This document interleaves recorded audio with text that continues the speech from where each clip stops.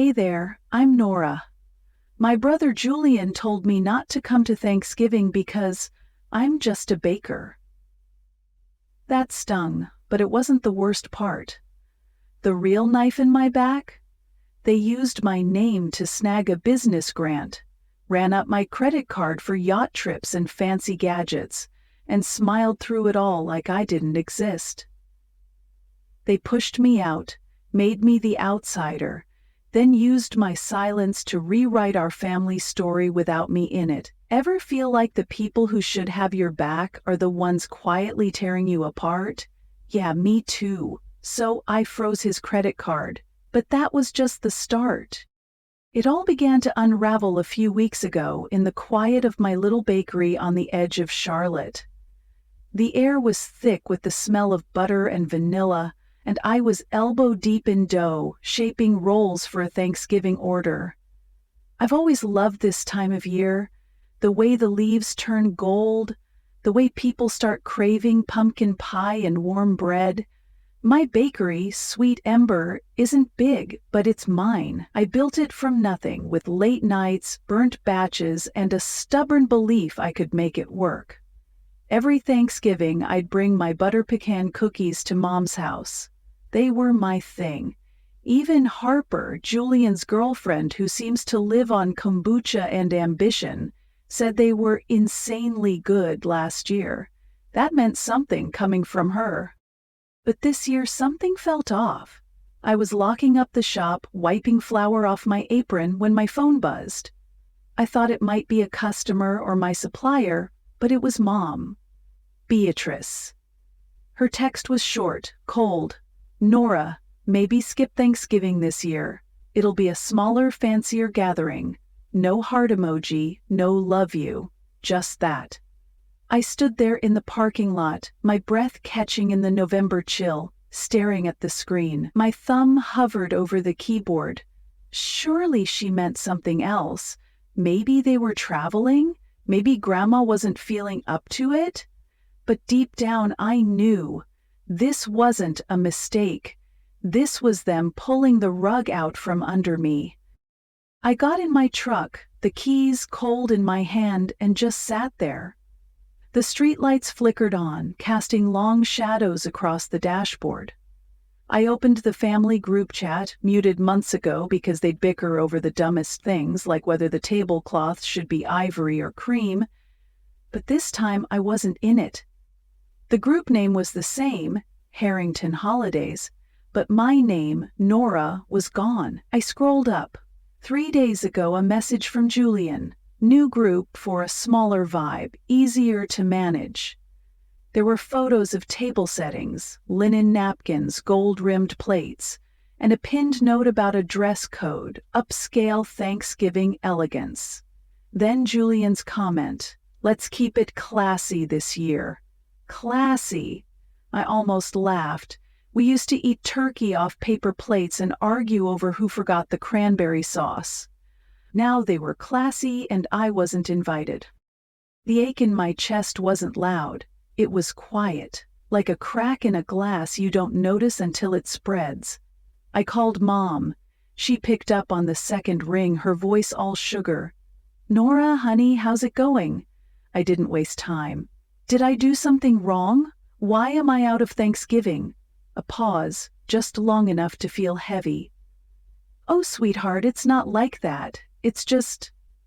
this year's more formal. Harper's parents are coming and they're, well, particular." I rubbed my forehead. "Mom, I've been at every Thanksgiving since I was a kid." She sighed. That sigh she uses when she's done explaining.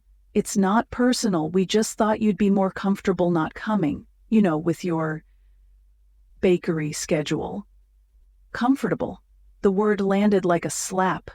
Before I could argue, she added, "If you do come, maybe wear something nice. A dress. Not those flower-covered jeans." I didn't say anything. The call ended and my ears were ringing, like the world had shifted just a little to the left. That text from Mom hit me like a brick, but I didn't cry. Not yet. I drove home from the bakery, the Charlotte skyline blurring in the distance, and tried to make sense of it. Thanksgiving was my thing. I'd been showing up with my butter pecan cookies since I was 16, back when Julian and I would fight over the last slice of pumpkin pie and Mom would laugh it off. Now suddenly I was too busy or too flower-covered to fit their fancy new vibe. By the time I got to my apartment, the quiet was deafening. I kicked off my sneakers, dropped my keys on the counter, and stared at the phone again. Mom's words, "More comfortable not coming," kept looping in my head. Comfortable for who? Not me. I pulled up the family group chat again just to be sure I hadn't imagined it. Nope, my name was gone, replaced by a curated list of approved guests. I scrolled through the messages. Julian had posted a photo of a tablescape straight out of a magazine. Candles, crystal glasses, a centerpiece that probably cost more than my rent. There was a whole thread about the menu: roasted quail, truffle mashed potatoes, no boring turkey this year, and then, pinned at the top, a note about the dress code. Upscale Thanksgiving elegance. Think cocktail dresses, suits, no casual attire. I read Julian's message again. Let's keep it classy. It wasn't just a word, it was a line in the sand, and I was on the wrong side of it. I sank onto the couch, still in my apron, flour smudged on my wrist. We weren't always like this. Growing up, Julian and I were close. Him with his big dreams of starting a tech company, me with my sketchbooks full of pastry ideas. Mom, Beatrice, used to call us her dynamic duo. But somewhere along the way, Julian started chasing a shinier life. Fancy friends, networking events, a girlfriend like Harper who posted about manifesting success on Instagram. I stayed in my lane, building Sweet Ember from a pop-up stand to a real shop. It wasn't glamorous, but it was honest. I thought that was enough. Apparently it wasn't. I called Mom again, hoping for clarity. She answered quickly, her voice warm but guarded. "Nora, you okay?" I took a breath. "Mom, what's going on with Thanksgiving? Why am I out?" Another pause, longer this time. "It's not about you, honey. It's just Harper's parents are big on appearances. They're from that old money crowd, you know. We're trying to make a good impression." I gripped the phone tight. "I've been to every Thanksgiving since forever. I bring the cookies. I help with the dishes," she cut in, softer now. "I know, but this year's different. It's more elevated. We thought you'd rather sit this one out than feel out of place." Out of place? My throat tightened. "And the dress code?" I asked. She hesitated. "Well, if you came, maybe wear something nicer. A dress, not your work clothes. You know how it is." I didn't know how it was. I ended the call, my hands shaking, and sat there in the dark, the glow of my phone the only light. The next day I couldn't focus. I burned a batch of scones, forgot to reorder sugar, and snapped at my part-time cashier Ellie for no reason. All I could think about was that group chat, that dress code, Julian's stupid classy comment. I went back to the chat, scrolling further. There was a message from Harper. "Can't wait for a sophisticated evening with the right people." The right people? I wasn't one of them. I closed the app and tried to shake it off, but it clung to me like damp flour on my fingers.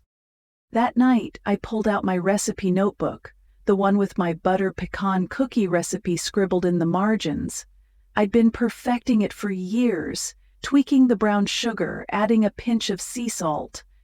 Last Thanksgiving, I'd brought 3 dozen, and Julian ate 6 in one sitting, grinning like a kid. Now he was too good for my cookies, too good for me. I stared at the recipe, my finger hovering over the delete button on my tablet. I didn't press it, but I closed the notebook and shoved it in a drawer. It wasn't just a recipe, it was a piece of me they didn't want anymore. The next evening, I drove to Mom's house to drop off a mixing bowl I'd borrowed for a big order. I didn't want them thinking I was irresponsible on top of everything else. The porch light was on, casting a warm glow over the neatly trimmed hedges. I heard laughter inside, the clink of glasses, and a soft jazz playlist. Mom's go-to for fancy nights. I knocked lightly, but no one answered. I set the bowl by the door and was about to leave when I heard voices from the kitchen, clear through the open window. "I'm just saying," Julian's voice carried. "If Nora's there, it'll throw off the whole vibe."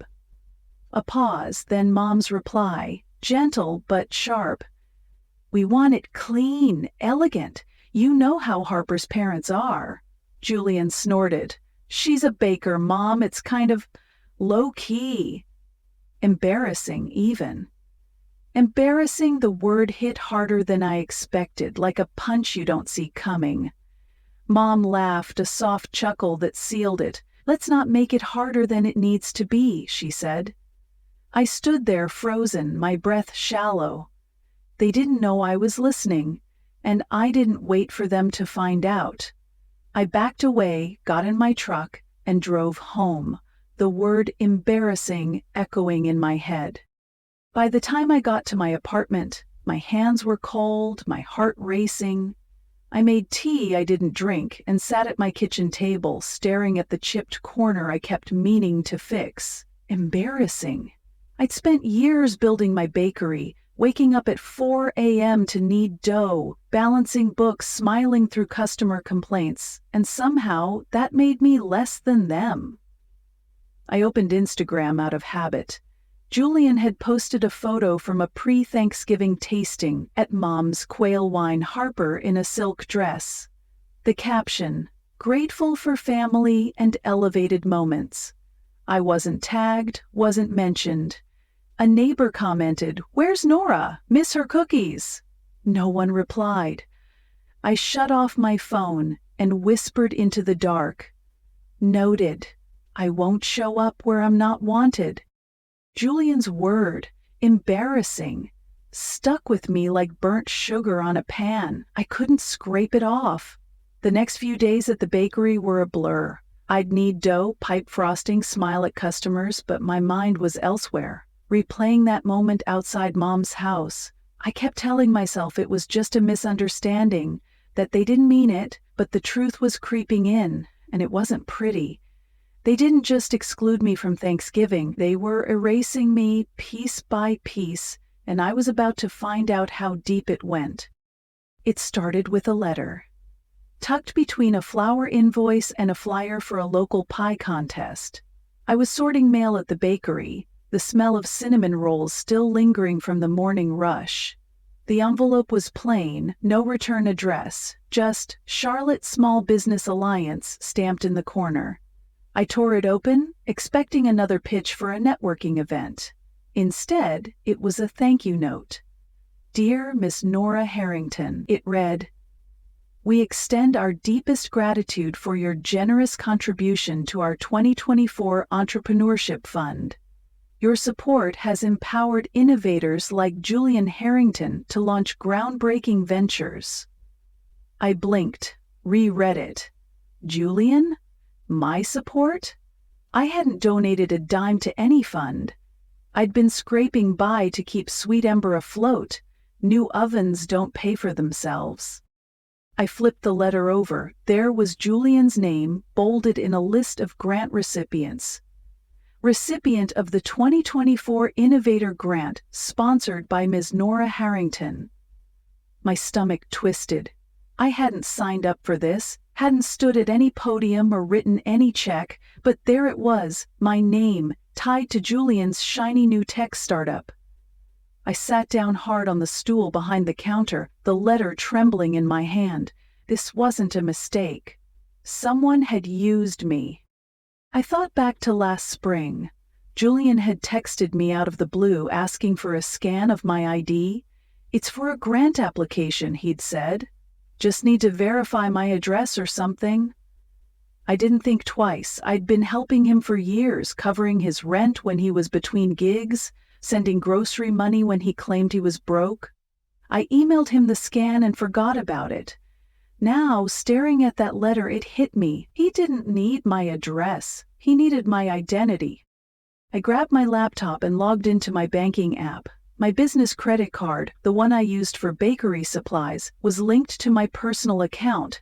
I hadn't checked it closely in months. Stupid, I know, but things were hectic. The screen loaded and my breath caught. Outstanding balance, $4,927.19. New charges over the last 3 months. A Royal Caribbean cruise, a $600.00 pair of Bose headphones, a weekend at a boutique hotel in Asheville. I hadn't been on a cruise in my life. I hadn't bought headphones since high school. And Asheville? The last time I left Charlotte was for a flower supplier meeting in Raleigh. I clicked into the details. The shipping address for the headphones was Harper's apartment, a swanky complex with a rooftop pool and a doorman. The cruise was booked under Julian's name, with a +1 I could only assume was Harper. There was even a charge for a spa day, massages, facials, the works, linked to a salon I'd never heard of. My credit score, which I'd worked so hard to keep solid for a bakery expansion loan, had dropped 68 points since July. I felt sick, like the floor was tilting under me. This wasn't just a few sneaky charges, this was my life, my future, being spent like pocket change. I opened another tab and searched for the Charlotte Small Business Alliance. Sure enough, their website had a press release from a recent gala. Top donors honored for supporting local entrepreneurs. I clicked through the photos, my heart pounding. Slide 12 stopped me cold. There was Mom, Beatrice, in a navy blazer she only wore for important occasions, holding a plaque. The caption, Mrs. Beatrice Harrington, accepting on behalf of the Harrington family for their generous grant contribution. Not my name, not my money, just the family. I clicked the event video. Mom was all smiles, saying things like, "We're so proud to invest in our community's future." No mention of me, not even a hint. I leaned back, staring at the bakery's ceiling, where a cobweb I kept meaning to clean swayed in the vent's breeze. I'd been paying for Julian's dreams for years. Quietly, consistently. When he needed startup cash, I sent it. When his car broke down, I covered the repairs. I did it because he was my brother, because I thought family meant showing up, no questions asked. And now they were passing it off as some noble family effort, with Mom taking the spotlight and me nowhere in the picture. I went back to my email, digging through old messages. There it was from last spring. The ID scan I'd sent Julian, my signature, my social security number, everything. My stomach churned. This wasn't just carelessness, this was calculated. I searched again, this time for the gala's donor list.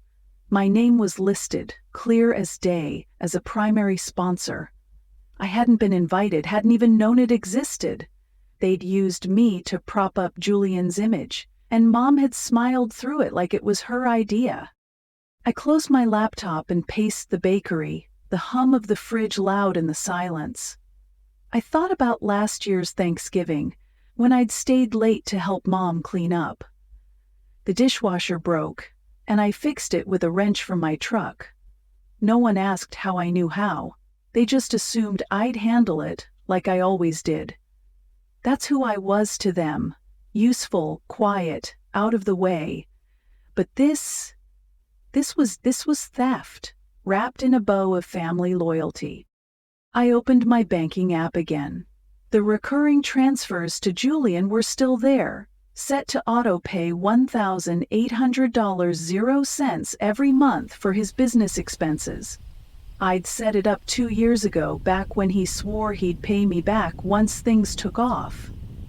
I stared at the screen, my thumb hovering over the cancel button. I didn't press it, not yet. But something shifted inside me, like a lock clicking into place. I wasn't just hurt anymore. I was angry. The next morning, I got a call from my bank. They'd flagged a suspicious charge on my card, a $2,000 0 cents deposit for a tech conference in Miami linked to Julian's email. I told them to decline it, my voice steady for the first time in days. Then I checked my credit portal again. Another new charge, $450, 0 cents, at an Apple store.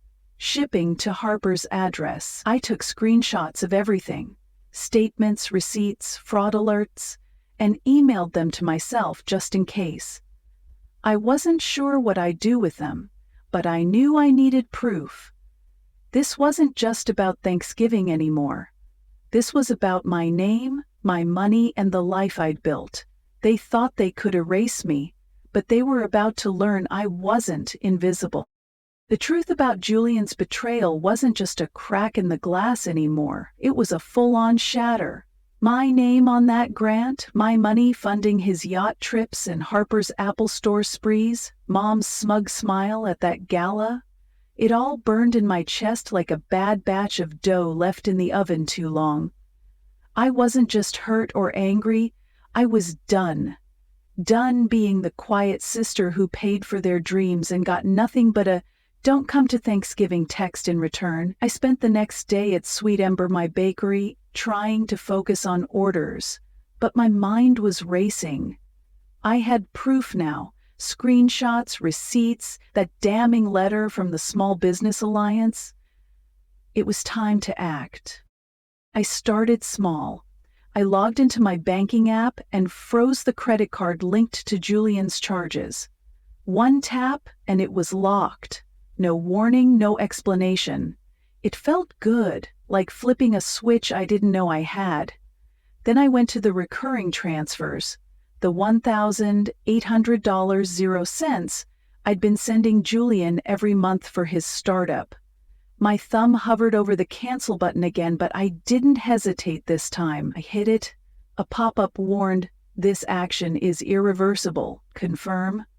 I pressed yes, and for the first time in weeks, I exhaled. It wasn't just about the money. It was about taking back what was mine.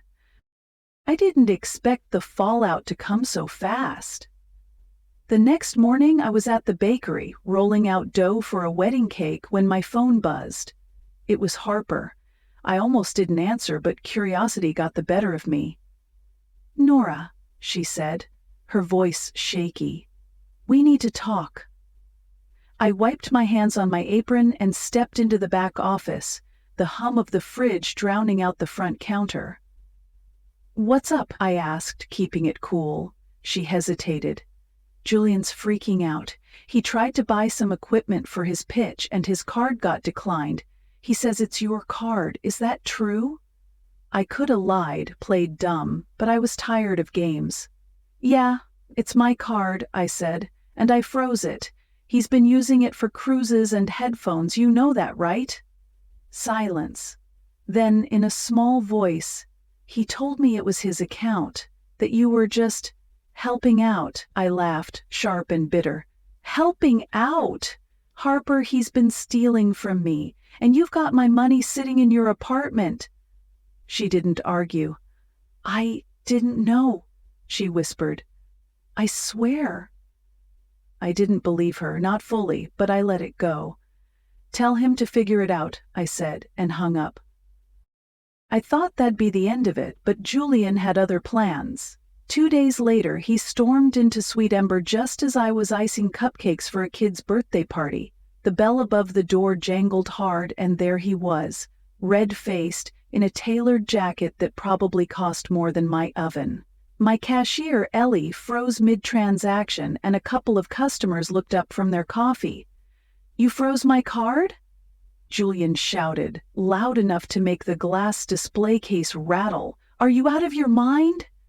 I set down the piping bag, wiped my hands, and stepped out from behind the counter. "You want to do this here?" I asked, keeping my voice low. He didn't back down. "You already did it, Nora. I got declined at the Apple Store in front of investors. Do you know how that looks? Like I'm some broke loser?" I crossed my arms. Must have felt a lot like when I got turned down for a bakery loan because someone tanked my credit with a cruise and a spa day. His eyes widened, but he recovered fast. That wasn't even a big deal. You're blowing this out of proportion. I stepped closer, my voice steady. Blowing it out proportion? You used my name, Julian, my money, my credit, for years. And then you tell Mom I'm too embarrassing to sit at her table? The shop went quiet. Ellie was filming, not even trying to hide it. A customer whispered, "Oof." Julian glanced around, realizing he had an audience, and lowered his voice, but the venom was still there. "You've always been jealous," he hissed. "I'm building something real. You're just playing with flour in this dump." That did it. I raised my voice, clear and calm. "This dump? I built this place with my own hands, Julian. No help from you, no help from Mom. I worked nights, weekends, holidays while you were out networking on my dime. You don't get to walk in here and spit on it." The silence was heavy, like the air before a storm. Ellie broke it, muttering, "Got it all on video." I nodded. Good. Julian's mouth opened, then closed. He turned and stormed out, slamming the door so hard a cupcake toppled off the display. I thought I'd feel shaky, but I didn't. I felt solid, like I'd finally planted my feet. Later that afternoon, Harper showed up, looking like she hadn't slept. She handed me an envelope, creased and stained like it'd been pulled from a trash can. "I found this in Julian's desk," she said quietly. I opened it. It was the Small Business Alliance letter, the one thanking me for sponsoring Julian's grant.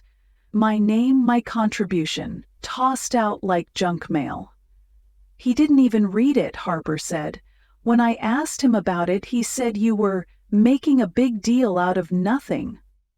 I folded the letter and tucked it in my pocket. "Thanks for bringing it," I said. She hesitated. "You were right about him. I'm sorry." I didn't say anything, just nodded. She left, and I sat in the office, staring at the letter. It wasn't just paper. It was proof of how little I meant to them. That night, I went back to my banking app. The recurring transfers were gone, but Julian's name was still tied to my payment profile. Business expenses, subscriptions, even his gym membership. I clicked into the settings. A pending payment sat there, $2,100.00 for his next investor meeting. I didn't blink. I hit Delete Payment Method. A warning popped up. "This action will affect account status. Continue." I pressed yes. The screen refreshed and his name was gone. I closed my laptop and leaned back, the weight of years lifting just a little. I wasn't just cutting off his money.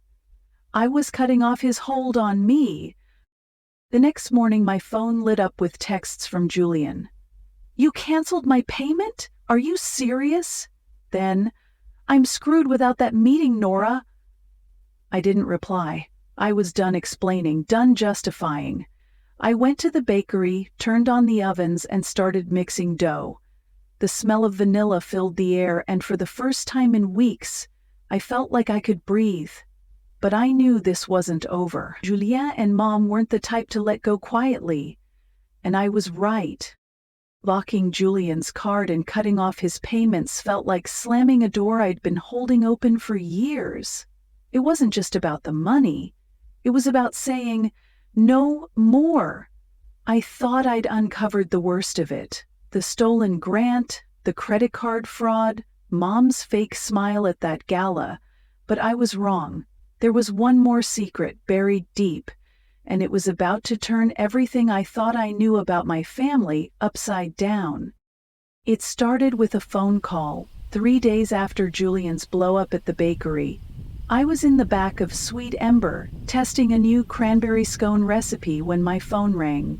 The number was local, but I didn't recognize it. I almost let it go to voicemail, but something told me to pick up. "Hello, is this Nora Harrington?" a woman's voice asked, calm but formal. I'm Ellen, a loan officer at First Carolina Bank. I worked with your father before he passed. My heart skipped. Dad died 8 years ago, a heart attack that came out of nowhere. I hadn't heard his name tied to anything financial in years. Okay, I said, wary. What's this about? Ellen paused, like she was choosing her words carefully. I've been reviewing old accounts, and I found something unusual. Your father took out a loan in your name before he died, a $50,000 0 cents line of credit for a family business idea. It's still active, but the payments are being made by your mother Beatrice and your brother Julian. They've been using your identity to access it. I froze, the scone dough forgotten on the counter. My identity? I repeated. I never signed anything for a loan. Ellen's voice softened. I suspected as much. Your signature's on the documents, but it looks inconsistent. I thought you should know. I hung up, my hands trembling. A loan? In my name? Dad had always talked about starting a family bakery, a dream we shared when I was a kid. He'd sketch logo ideas on napkins, promise we'd open a shop together someday. But he died before we could, and I thought that dream died with him. Now I was finding out he'd left a loan I didn't know about, and Julian and Mom had been milking it, using my name to keep it going. It explained everything. Why Julian needed my ID for grant applications. Why Mom was so quick to take credit for his success. They weren't just stealing my money. They were hiding a whole financial mess. And I was their cover. I called Mom that night. She picked up on the first ring, her voice syrupy. Nora, honey, I've been meaning to check in. I didn't bother with small talk. What's this about a loan in my name? From Dad? Silence. Then a nervous laugh. Oh, that old thing. It was just a family plan, to help Julian get started. We didn't want to bother you with it. Bother me? You used my name, Mom, my signature, for a loan I didn't know existed. Her tone shifted, defensive. We were in a tough spot, Nora. After your father passed, things were tight. Julian needed a boost, and your name was already on the account. It's not a big deal. Not a big deal? I gripped the phone so hard my knuckles ached. You forged my signature. You've been paying off a secret debt with my identity. That's fraud. She sighed, like I was being dramatic. Don't make this bigger than it is. We're family. We do what we have to. I ended the call, my ears ringing. Family. That word used to mean something. Now it felt like a trap. I sat at my kitchen table, staring at the loan documents Ellen emailed me. There it was. My name, my social security number, a signature that looked close to mine but wasn't. The loan had funded Julian's first failed startup, the one he swore would change the game before it crashed. They'd kept it alive all these years, using me as their shield. I wasn't just the embarrassing baker they didn't want at Thanksgiving. I was their safety net, their scapegoat. And they thought I'd never find out. The truth about that secret loan was like finding a crack in the foundation of my family. It wasn't just Julian's fraud or Mom's lies. It was the realization that they'd built their whole shiny life on my name, my trust, and my silence. Cutting off Julian's payments and freezing his card felt like a start, but it didn't erase the hurt. It just cleared the way for me to see what I needed to do next. Stop letting them define me. I was done being the invisible sister, the one they used and then pushed aside. This was my story now, and I was ready to write it myself. The fallout came fast. Julian blew up my phone with texts the day after I canceled his payments. You're ruining my life, one read. I'm going to lose everything because of you, another. How could you do this to family? I didn't respond. His words didn't carry the weight they used to. Then came Mom, Beatrice. with a voicemail that dripped with her usual mix of guilt and charm. "Nora, sweetheart," she said, "Julian's under so much pressure. What you've done is cruel. Let's talk this out like adults." I didn't call her back. I'd heard that script before, her way of smoothing things over, making me feel like the problem for daring to stand up. Not this time. The worst part wasn't their anger, it was what Mom did next. A few days later, I stopped by a coffee shop near the bakery to grab a latte. Mrs. Callahan, a regular customer who always ordered my lemon bars, was there. She gave me a sad smile and patted my arm. "Nora, I'm so sorry about you and Julian," she said. I froze. "Sorry about what?" Her eyes widened, like she'd said too much. "Oh, honey, Beatrice told me things have been rough. That you're struggling, maybe a little jealous of Julian's success. She said you cut him off out of spite." I forced a smile, thanked her, and walked out, my coffee untouched. Mom hadn't just lied to me. She'd spun a whole story to the neighborhood, painting me as the bitter, unstable sister who couldn't handle her brother's glow-up. It was her classic move: wrap cruelty in concern, serve it with a smile, and let the gossip do the rest. I could have let it break me, but I didn't. Instead, I went back to the bakery and kept working. Thanksgiving came a week later, and for the first time in years, I didn't drive to Mom's house.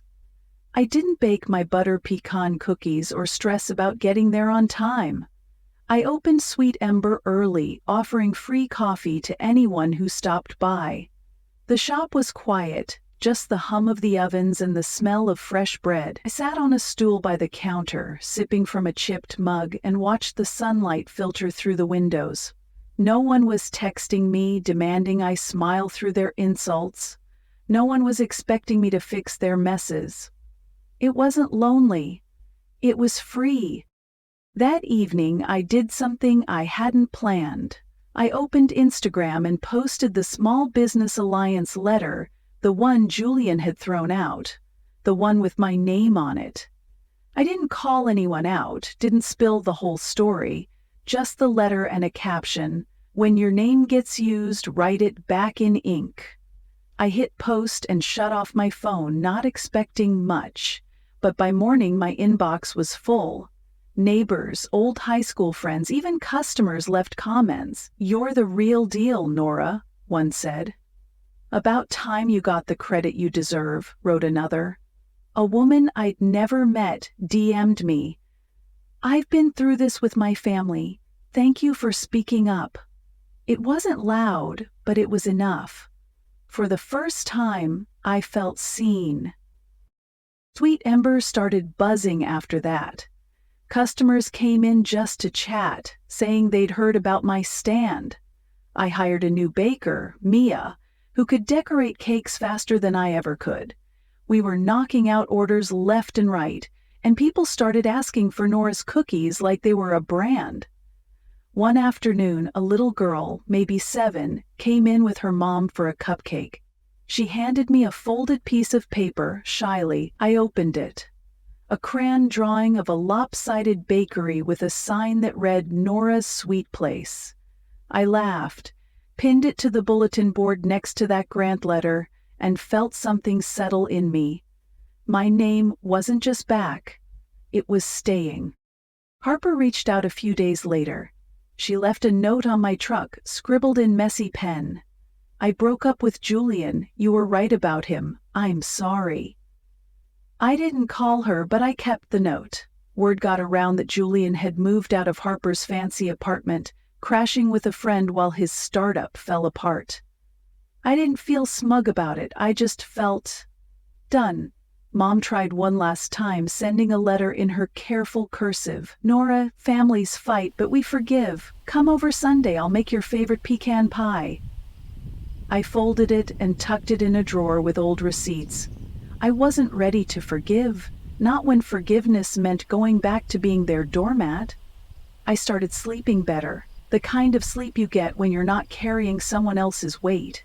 The bakery was busier than ever, and I was planning to expand, maybe a second location, something I'd never dared dream before. I wasn't waiting for Mom or Julian to see my worth anymore. I was building it. One cookie, one customer, one honest day at a time. And the best part? I wasn't doing it for them, I was doing it for me. Standing up to Julian and Mom wasn't just about freezing a card or cutting off payments. It was about choosing myself, maybe for the first time. I used to think family meant swallowing your hurt, staying quiet to keep the peace. But peace at the cost of your own truth isn't peace. It's a cage. I learned that the hard way, and I'm still learning. Walking away from their lies, their theft, their erasure of me, it didn't fix everything, but it gave me back my voice, my name, and the right to take up space. I'm not the embarrassing baker they tried to make me. I'm Nora, and I built Sweet Ember with my own hands. That's enough.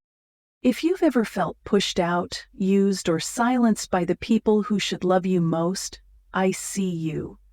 You're not too much, not too little, not broken. You don't owe anyone your silence to prove your worth. Choosing yourself isn't selfish. It's how you survive, how you heal. So I want to hear from you. Have you ever had to draw a line with someone you love? Do you think family love should come with no strings? Or does it need honesty and accountability to be real? Drop your thoughts in the comments. I read every single one. Tell me your story, or just leave a 1 or your city to let me know you're out there. If this hit home, if it reminded you of your own strength, hit subscribe. There's more to come, and I'd love for you to be part of it. Let's keep telling the truth together.